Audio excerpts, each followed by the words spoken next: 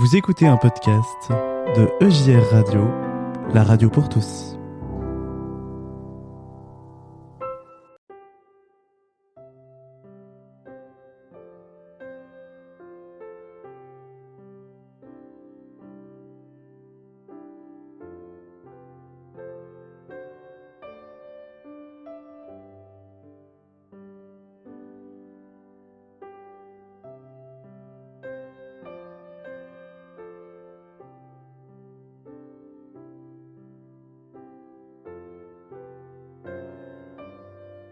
C'est l'heure du conte, la rencontre des mages.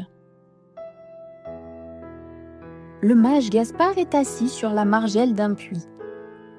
Il regarde le reflet d'une grande étoile danser à la surface de l'eau. Maintenant que la nuit est tombée, l'étoile brille d'un éclat extraordinaire.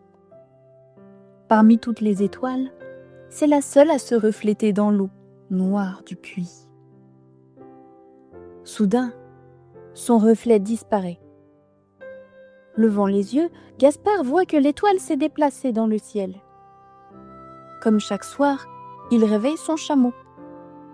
« Allons, Tabriz, en route! L'étoile nous invite à continuer le voyage. » Un autre chameau s'approche du puits conduit par un homme noir. Dans les yeux de cet inconnu, brille le reflet de l'étoile. « La paix soit avec toi, ami voyageur, » dit l'homme noir à Gaspard. « Je m'appelle Balthazar. J'arrive du sud de la terre en suivant cette étoile. D'après ma connaissance des astres, elle annonce la naissance d'un grand roi. »«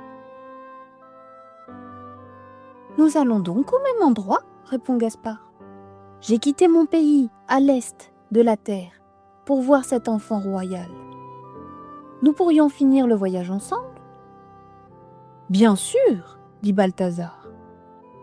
C'est alors qu'un troisième homme atteint le puits.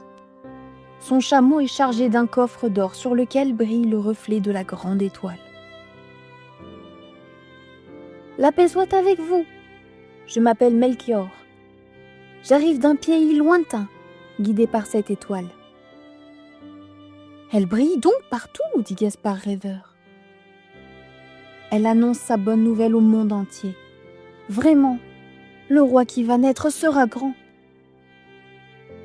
Les trois hommes lèvent ensemble la tête vers l'étoile scintillante et se remettent en route. Gaspard demande à ses compagnons : « Avez-vous préparé des cadeaux pour l'enfant roi ? »